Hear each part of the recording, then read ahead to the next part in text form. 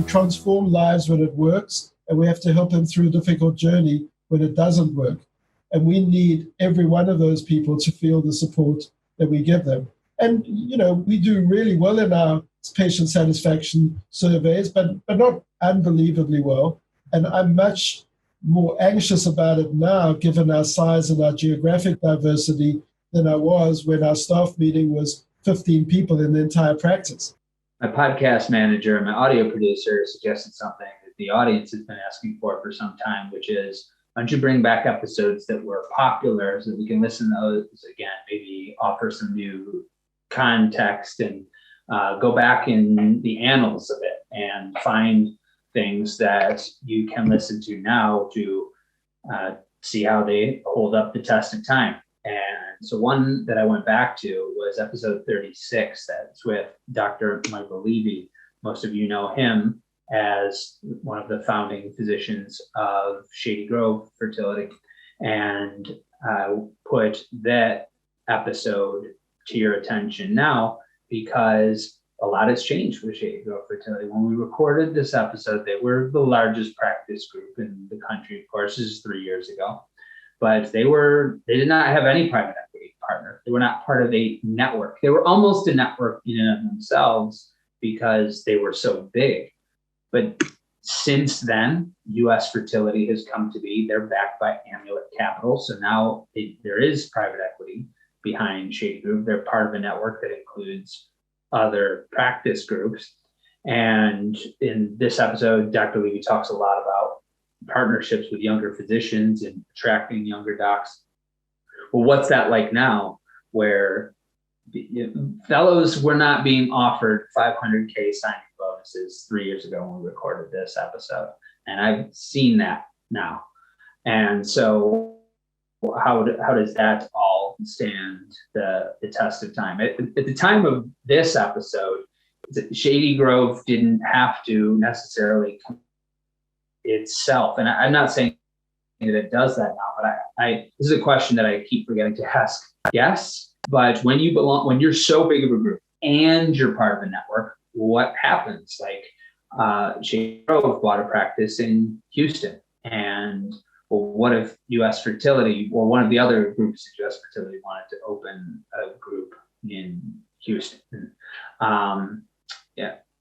So I want you to listen to this interview and see what still holds up to you and see what you think is completely off from 3 years ago. And then if you want to share that with me via email, that feel free to, and I'll get follow-up interviews. I'll ask these types of questions and look into them. But enjoy this episode about building a large fertility group with Dr. Michael Levy. I'm interested in this conversation mainly because I want to go into the brain of someone who helped found the largest fertility group in America. And maybe I'll back up and give a little bit of context, because I think while we assume that everybody knows about Shady Grove, there are a lot of people in this country and other parts of the world that are listening that are just practicing medicine in their little practice that listen to this show, and they actually probably don't know a lot about you because they don't often check out necessarily the other things that are happening with other people in the field. They're doing their thing. You're a group that started in Maryland, in the DC area.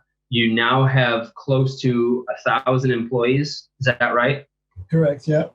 And how many REIs now? I started losing count, but I think 58. 58, which is just an extraordinary number considering that a group that had 9 or 10 would be, most folks would consider a big group. And I'm very interested in how that starts. So you're you helped to found this practice. A lot of people will start their own practice and have 10 people work for them, and that's a good life and a good career for them. You've got a 58 physician group with almost 1,000 employees, now 950 when we spoke to Marion Kreiner earlier in the show. Did you set out to do that? Absolutely not. So my goal career-wise was to, well, first of all, I had a mandate from my wife that I was staying in DC, so I wasn't able to look further afield. There were no jobs available in DC. I wanted to join Frank Chang, who ultimately became one of the partners in our practice. But my goal when I set up this practice was if we had 3 or 4 physicians and did 300 or 400 cycles, I would have signed on the dotted line right then. So there was no grand roadmap or ambition created at all. Well, it wasn't an accident either, because if it were an accident, everybody would have done it. How did it happen? So every quarter, I speak to our new hire orientation.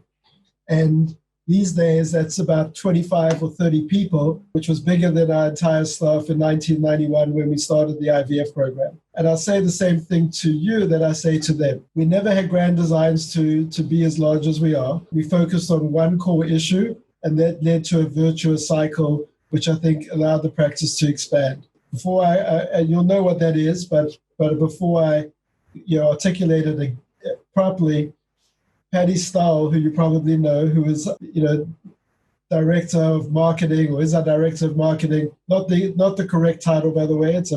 She has a better title than that, but she started at the very beginning with me. And about 7 or 8 years into the practice, when we were about 10 physicians and growing rapidly, she was cornered at ASRM by a couple of physicians who said, "Okay, Patty, you've been at Shady Grove for 8 years. What's the secret sauce?" And she said, the absolute central tenet of the practice is always do the best thing for the patient. And immediately their eyes glazed over and they said, "Stop BSing us. We want to know the secret sauce." She says, "No, really." She says, "Always do the best thing for the patient." And I think we've absolutely adhered to that, and that's allowed us to have patients feel very good and comfortable and refer their friends. For physicians to know that that's the way in which their patients are going to get treated. And what I mean by that is not only do we have to have very good success rates, we have to be incredibly transparent with patients. We have to have financial programs that are affordable, and that in turn attracts physicians who want to work in that environment, patients and staff who want to work in that environment. We have very low staff turnover. In 28 years, we've had one physician leave the group, and that was because she got divorced and wanted to work part-time and live in California.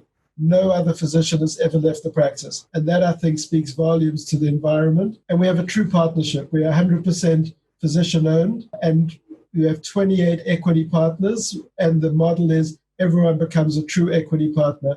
So everyone has skin in the game and feels engaged from day one. I don't even know how to break this out from here with 28 equity partners. Maybe I'll come back to that, because I'm really interested on how you manage a direction with 28 equity partners. But let's talk a little bit about doing the right thing for the patient. And I can see the physician's eyes glazing over when Patty gives them that answer. Like, all right, and tell us what they're looking for. 1 or 2 tactics, right? They're looking for something that's a specific process that they used, or some very specific thing, as opposed to seeing it as an attitude. And I wonder if that just speaks to, well, there are hundreds of tactics, right? There could be thousands. There are hundreds of different, or dozens of processes.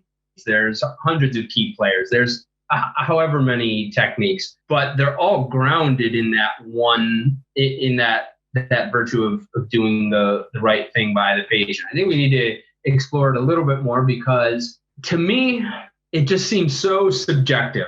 And we were talking about this with, I think I was talking about this on another podcast interview, where I said it's very often like the local restaurant owner that says, "Yeah, we've got the best service in town," but sometimes they just don't. Sometimes there's just a local restaurant that perceives that they've got the best service, and the place across the street does. So as you're growing, that means you've got to measure things. And now you have people in place like Marianne and Patty, and some of whom started from the beginning. But when you're measuring in the beginning, as Michael Levy, someone that's starting off with a handful of docs, and now you're at 9 doctors and you're going fast. How are you measuring how are you keeping the pulse of how you're serving the patient? On a formal basis, we survey the patients on a regular basis and we get constant feedback.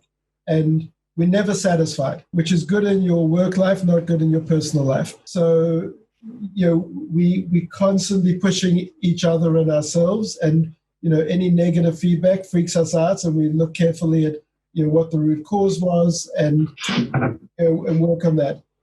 I think most importantly, we've attracted staff and retained staff who get that. And we were never good at letting anyone go, which was an early problem with Marianne and a more professional HR team.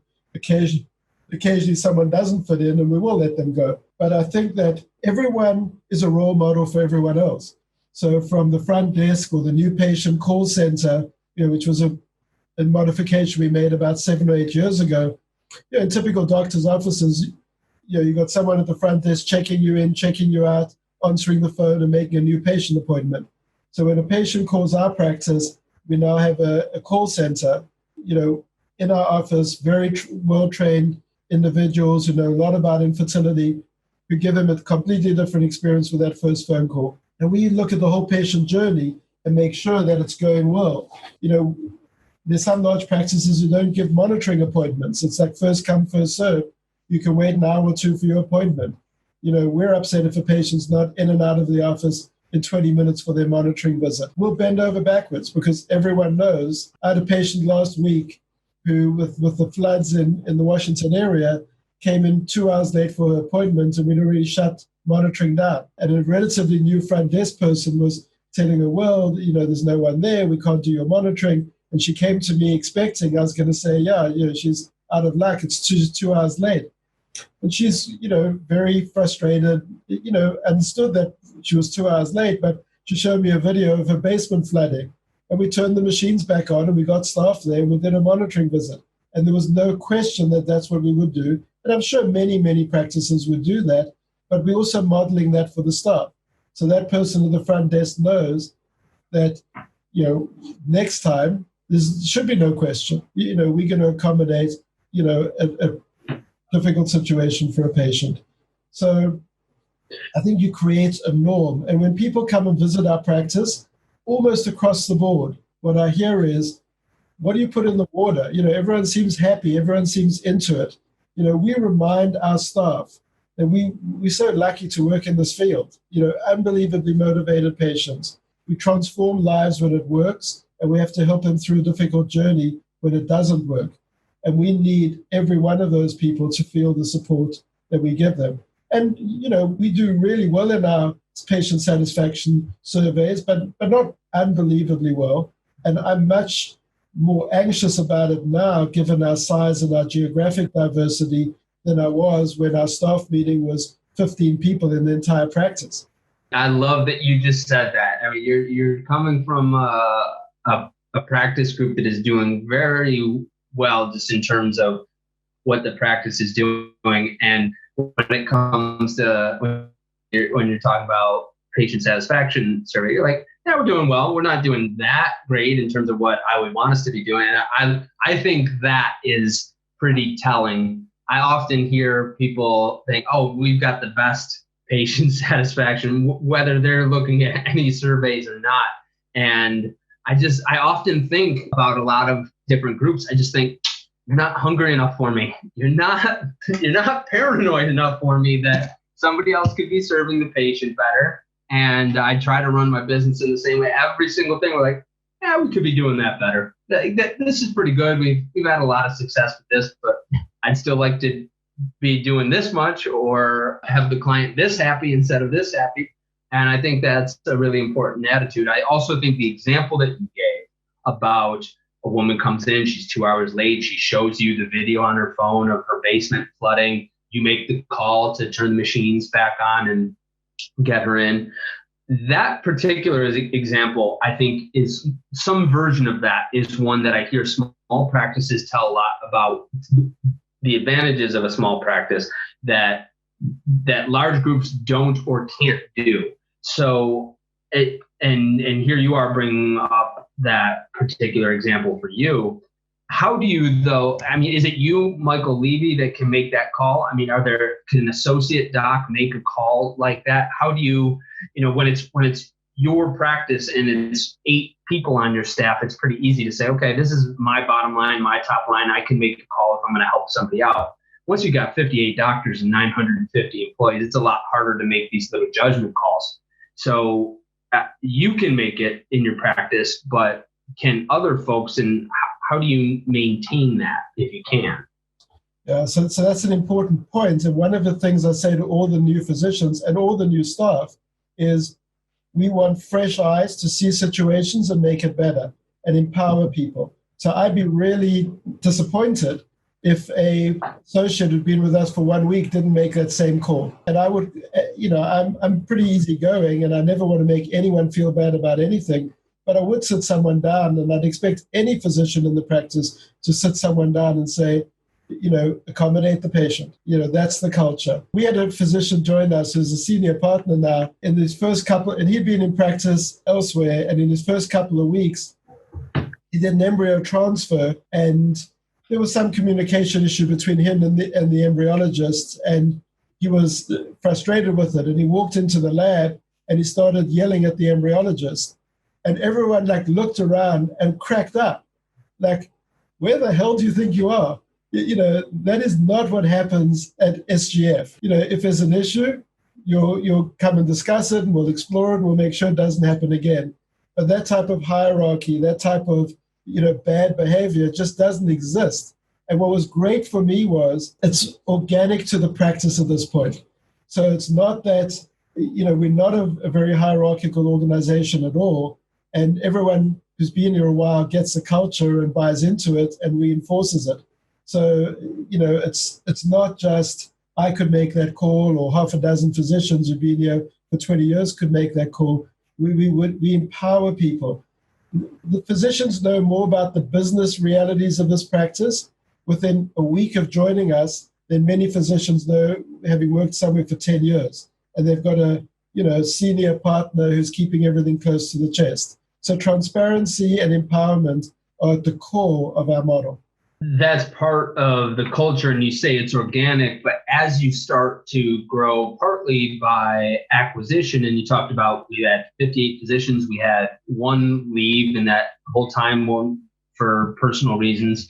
I imagine that doesn't mean doctors of practices that you've acquired, but as you start to acquire practices in other areas, how do you make sure that it fits with that organic culture? Because you've grown it from the beginning. You're in the offices in the DC area, you and the founding members. Now, once you start to get to other states, you're further away from that base, and you might be buying practices of people that have no problem dog cussing their embryologist in front of the rest of the staff. How do you part ways with them if that's the case, or get them on board? How do you decide what's the route there?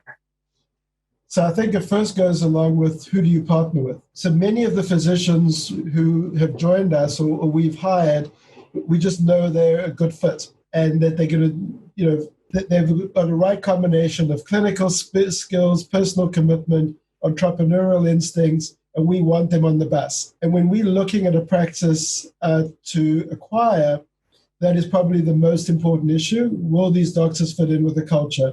It could be a great business opportunity on paper, but if on a personal level you've got a very egotistical physician who is never going to let go, it's a non-starter for them and for us because, but at the same time we don't straitjacket, and the personality of our Tampa office and our Richmond office in Philadelphia will be, different to Rockville. But there's enough commonality, and so one of the other critical issues we have is we meet on a regular basis. So 3 out of 4 Monday nights, we have physician meetings. We have a clinical meeting. We have a journal club. We have a business meeting. Everything is discussed. And as I said, it's important that transparency. So that helps build the culture. And one of the things, we had a very difficult situation a week ago we had to deal with, and a senior partner in Richmond and a senior partner in Atlanta both spoke up in such a moving way to say, we get the culture, we get how this needs to be handled, and we're fully on board. And that may not have been the case. And I think it's a combination of we had the right people who we merged with and acquired, and they got the culture and recognized that the greater good is served by all of us reinforcing it. So we're not competing with each other. Our compensation formulas are very well balanced and fair, largely rewarding productivity, not seniority, not equity. In fact, the opposite is the case. You have to sell your equity at 65. We did not want to have top-heavy situation where you've got, a 70-year-old physician working part-time and trying to take the lion's share of the income. You're phasing out at 65. Of all the 20 equity holding physicians, do they all come to those meetings? Do they all go to the business meeting via video conference or whatever means? So not only that, but all 58 physicians come to the business meetings. Every Monday. Or every business Monday, which is one. Yeah, so now we're probably down to 2 out of 4 Mondays a month we have a meeting, because it does become unwieldy with 58. So now we have an elected board, and no one has tenure on that board. So anyone can get voted off every 2 years. So we have 7 physicians on a board that meets every Monday afternoon with our executive team. We have a shareholder group with everyone with equity, which is 28 physicians, and that's a quarterly meeting. And then a business meeting, I think we have 1 or 2 a quarter. All physicians, associated physicians, know our revenue, know our profit, know our expenses in detail from day one. And, we've always held that transparency as a key to the culture. There's a reason why Dr. Levy talked about Engaged MD in this episode. This was long before Engaged MD was a sponsor.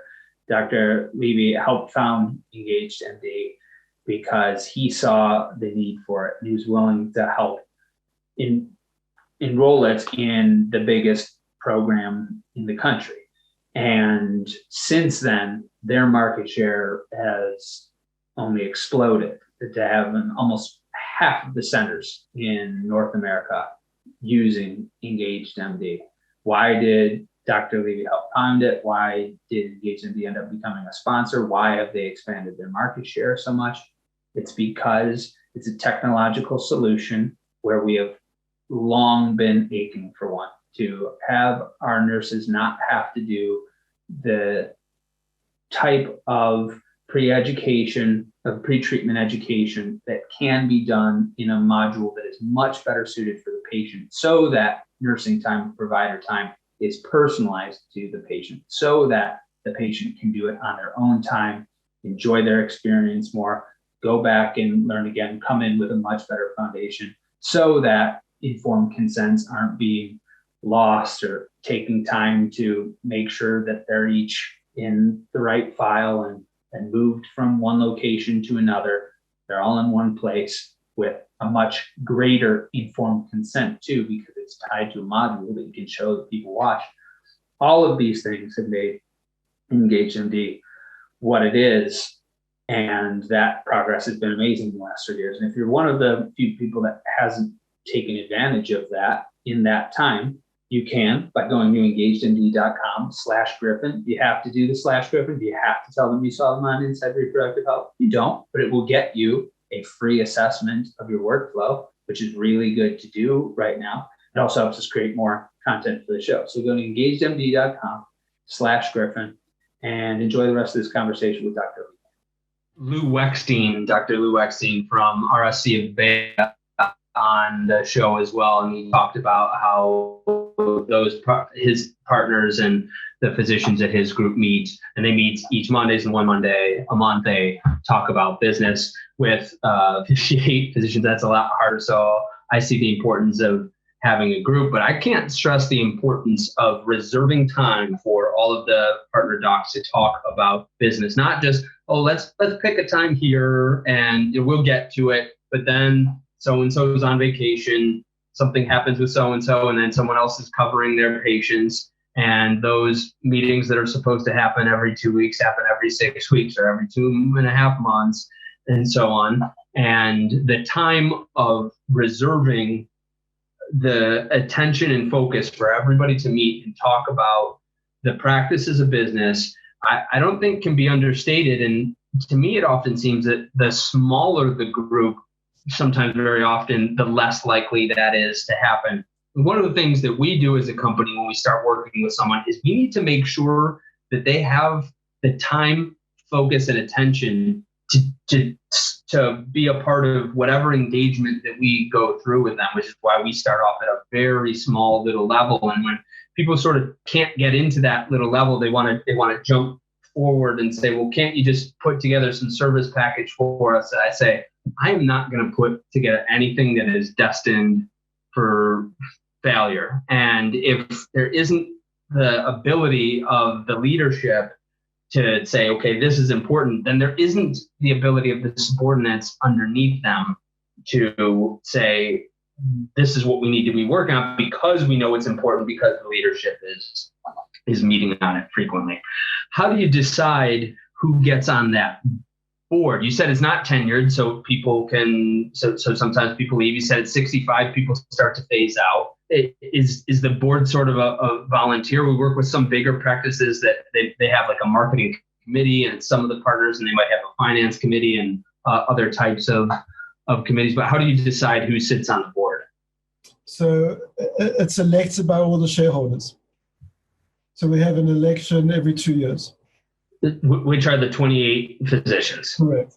Oh, right now it's different because you're a group that is entirely physician-owned. One of the concerns that a lot of people have is about the consolidation that's happening in our field from groups that are backed by private equity firms. And it would certainly be easier to become the largest fertility group in the country if one had private equity, that things can move really fast, or venture capital for that matter. You haven't yet.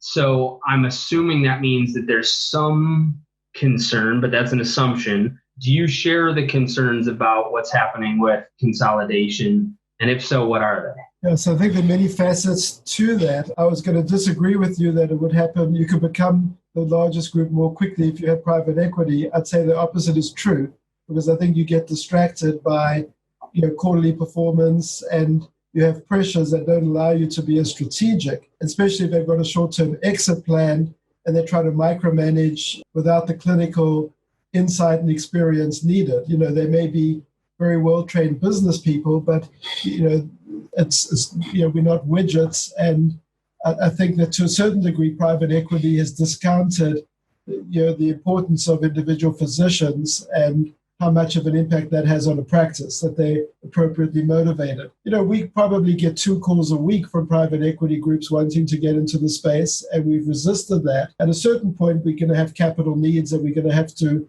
address, but we've managed to finance it internally and with and with bank funding. And it is tempting, to be honest, but I think that our structure is such that it precludes older physicians wanting to exit and get a nice multiple from private equity, because if you're 35 years old and a new partner, you're not as excited about private equity as if you're 60 years old. I happen to be 60 years old, but my primary responsibility is to the practice and to the 35-year-old doctors in our group. And I'd be outvoted, which is good. So I think looking long-term is important for future growth, and private equity doesn't look as long-term. We recognize that there are probably 4 or 5 networks in the country, most of which are private equity backed at this point, and they are good competitors. But when I started in practice 28 years ago, a really lovely colleague in the area said to me, I'm sorry you weren't able to join us because there was no space, but it's a big space and there are lots of patients and we'll all do well. And that was true then, and it's true now. I think the market is underserved. I think we're too expensive. I think there are patients who don't have access to care who should be accessing care. And if we find ways to accommodate them, the whole pie grows and we'll all do well. This could be an entirely different topic, but maybe it's worth bringing up, because I completely agree that the market is underserved. I talk a lot on the show about the interior of the country, especially because I think we're seeing even more disparity. A lot of the younger REIs are moving to the DCs, Boston, New York, Los Angeles, San Francisco. And very often, the only doctors moving to the smaller markets are those that are from there, that they grew up there and they just want to be by their family. Those practices are having a much harder time recruiting folks. And I think that ultimately limits the number of people that they can serve in those areas as well. And this might be a little bit of a side topic, but you did talk about we're too expensive. I had Rob Kiltz on the show to talk about that particular topic, and I could probably have more guests just to talk about that. But why are we so expensive when so much of what we do is a cash pay? The criticism of healthcare and why healthcare's costs increase while most consumer technology cost goes down is that it's because you have the government or an insurance who's not really insurance because so much of their liability is mitigated by the government or someone else, inflating the costs. In our field, the majority of it is self-pay, at least for IVF. And so why are we still so expensive? You're touching on a topic that I'm very passionate about. And I have always looked at ways to ensure better access to care. And if you look at our field, though, the rate of inflation in IVF is much, much lower than in other fields of medicine. One of the facts I'm most proud of is when we started the Shady Grove program in 1992, our package was $19,000, allowed up to 6 cycles, full refund if they don't have a baby. We just modified our Shady Grove program into 3 tiers. And for patients under the age of 35, we reduced the price from $21,000 to $19,000. So 28 years later, it's the same cost. That's the opposite of what's happened in medicine. And by the way, as you'll obviously figure out immediately, we do much better because our success rate is double. So, so as technology improved, as it does in other areas, you should become more cost effective. I think the fact that there's such huge barriers to entry allows practices to charge more, which is problematic. Costs do go up in general, so our margins are lower now than they were 10 years ago. Our pricing has not kept pace. I'm also very frustrated at the cost of medication. I think this is a problem across the board in medicine, but the cost of gonadotropins have more than doubled in the last 20 years, and certainly the cost of an IVF cycle has not come close to that. So whereas early on it was about 20% of the cost of an IVF cycle, now it can be 50% of the cost of an IVF cycle, especially when the prices are going to bash pharma a little bit here with this opportunity, but especially when you look in Europe, where the cost of gonadotropin is a fraction of what our patients pay here, that's very problematic. So I think our whole healthcare system is messed up. I do believe, and I guess it's ironic given my career, but I'm not that much of a capitalist at heart. But I do believe in transparency and price competition. And I think the fact that it's a self-pay market has kept prices down. If you look at the cost of a knee replacement 28 years ago versus IVF, and you look at it now, it's exponentially higher with the rate of inflation with a knee replacement, where patients aren't looking closely. I could go on and on about this topic. I'd love to talk to you about it again. I became very interested in it. In our practice, our health insurance is our biggest expense after occupancy, and we're now exploring becoming self-insured because we want to control costs better.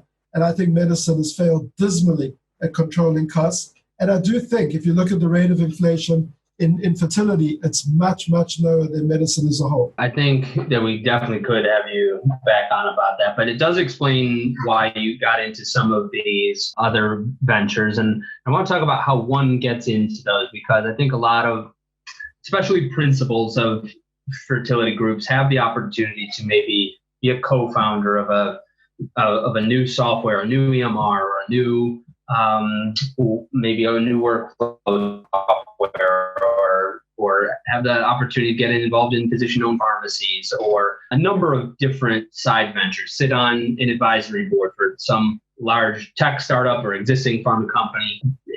One of the things you with this passion that you talked about, you started the Shared Risk Financial Program. Then you also helped co-found Donor Egg Bank. And I think you're involved with my friends at Engaged MD. How do you make those decisions to, you've got your main focus, which is presumably the practice group. And then there are different ventures, and there could be 1,000 as the field meets technology and meets all of these new opportunities. How do you decide which ones are a good fit? What advice would you give for principals that are thinking about maybe getting involved in some sort of venture that is ancillary to their practice? I think we always do better in an area that we know well. So, for me to say, I think I'm going to invent some kind of, IT opportunity unrelated to infertility would be completely crazy, and I'd be almost certain to fail. But I think if we have an entrepreneurial instinct and we see areas within our field that open up new opportunities, so I think the egg bank exemplifies that, and we pursue it with a vigorous focus, we'll be successful. So when the new technology for egg freezing was developed about 10 years ago, I think that it opened up a big opportunity with egg donation, where typically one egg donor was matched with one recipient, and it was extremely expensive. So egg banking allowed one to decrease the cost by less than half of what it used to be. And there we were early adopters of it and founded the egg bank in partnership with a number of other groups. Maybe a good place to conclude is with the model that you talk about, because you made a really great point, which is when you're 35, the private equity offer isn't so exciting. When you're 60, the private equity offer is a lot more exciting because the buyout is essentially one's golden parachute for retirement. And I have made this argument on the show very often that I think no small part of the reason why a lot of retiring physicians or doctors that are within 5 years of retirement are taking this exit because they don't have another exit, because they don't have a doctor that wants to take over their practice, or if they do, there's trapped equity that the incoming doctor can't afford what the practice is worth. And even if they can, the expectations aren't set well. We've talked about that with Holly Hutchison on the show, of why associate docs would leave after 2 or 3 years before ever becoming a partner, and why that happens fairly frequently. So if for I think maybe the 5 to 7 doctor groups, because there's still a decent number of those, and they haven't sold equity yet, but they're probably around that age where they're really thinking about it. Does the Shady Grove model work for someone that size, where you're getting people in, they're meant to be on a partnership track, and then the older docs are meant to phase out? Or is it too late if the doctors are at a certain age or at a certain career point? Yeah, so we refer to our constitution as a critical component of our practice, and that's all embedded in our constitution, and I don't think it's too late for any practice.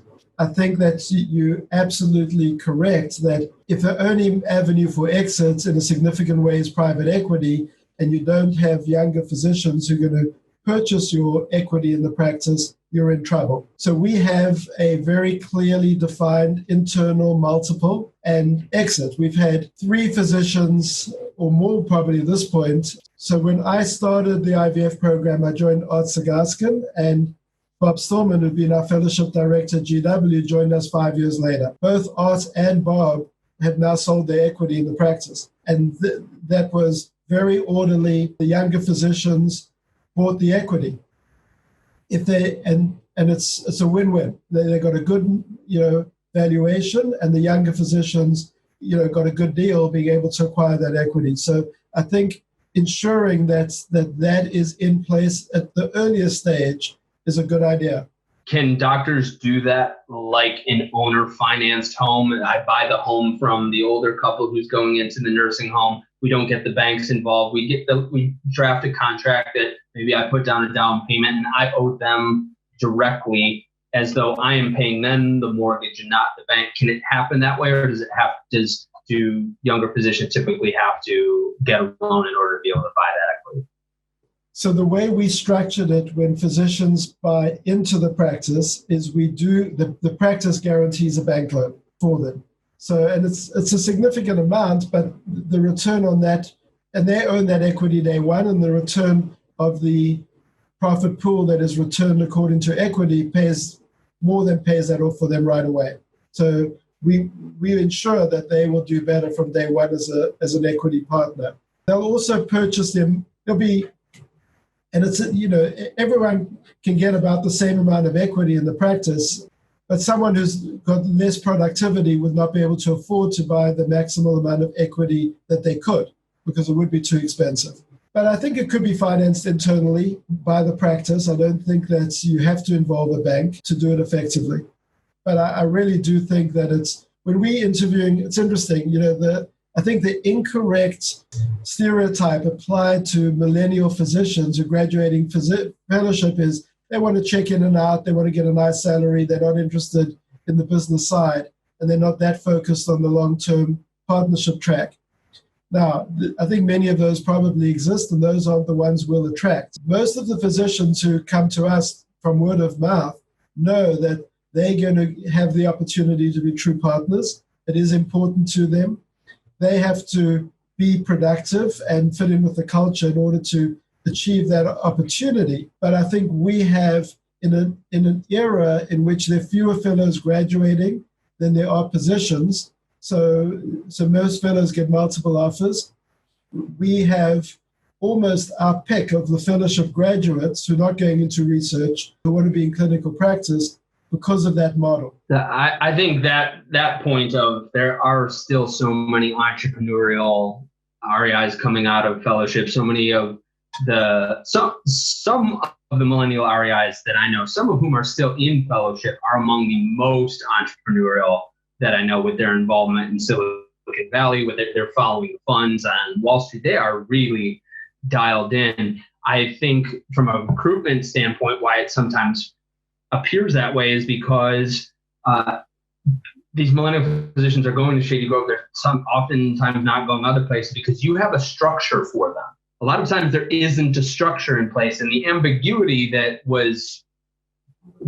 sufficed 25 years ago doesn't suffice anymore. They need to go to a place that has a human resources department that's active on social media, that isn't using paper charts, that is forward thinking, because I think I make the analogy very often that it's like buying the old house, but the work needed on the house is so much more than just the buy-in, and especially if there's going to be someone in place that's fighting you on the changes that you need to make before they retire, if they ever retire. And I think that you all have that structure in place, it seems. So, Dr. Levy, I'll give you the final thought. What would you want to conclude on? I like that you countered my point that it would be easier to use private equity to build the largest practice group in the country. You countered it because you've actually done it, so there is evidence that it's true. You said that you didn't set out to do that, but for someone who wants to grow or sustain their practice, or your general view of the field, how would you want to? One area that you had a question on, which we didn't touch on, which I'll finish with, is I think one of the other really key decisions we made early on is that physicians need to be fully engaged, but they should not be the business leader of the practice. So we have a really superb executive team led by Mark Siegel as our CEO. And I think Mark had the vision and ambition to grow as big as we did. And we went along with him and supported it. So we have the right balance between not trying to micromanage. I do see physicians fall into the trap of we know a lot about a little, so we assume we can know a lot about everything. And, that's risky. So we have, as you said, great HR, great marketing, administration, accounting, and we don't micromanage that group at all. The board meets every week with that team, so we know what's going on, and we involve in important decisions, but finding that right balance is critical for the right foundation for the practice. I spend 80% of my time practicing clinical medicine. I still enjoy it the most, which is why I keep doing what I'm doing. I certainly want to be involved, as do all our physicians. And lastly, I love the fact that you said that you're familiar with a lot of entrepreneurial young fellows and reproductive endocrinologists, and send them our way. But I wouldn't want that to be their primary driver. The right physician in our practice is going to do what's right for the patient every time. My favorite patients are those with sexual dysfunction, where I send them home with a 10-cent 5cc syringe and tell them to inseminate themselves at home, and they don't need us for anything. And we make, because we're doing right by them, it's the most cost-effective treatment. And, if everyone knows that that's what we're going to do, the practice is stronger for it, because they're going to send their friends, our staff's going to know that's what's required, and they're going to act like that in every situation. And of course, I love the patient where it's a complicated situation and we need to use all the bells and whistles of the top technology to get a good result. But we've got to tailor it to the patient. So do right by the patient, but be entrepreneurial, and success will follow. Dr. Michael Levy, thank you very much for coming on Inside Reproductive Health. You've been listening to the Inside Reproductive Health podcast with Griffin Jones. If you're ready to take action to make sure that your practice thrives beyond the revolutionary changes that are happening in our field and in society, visit fertilitybridge.com to begin the first piece of the fertility marketing system, the goal and competitive diagnostic. Thank you for listening to Inside Reproductive Health.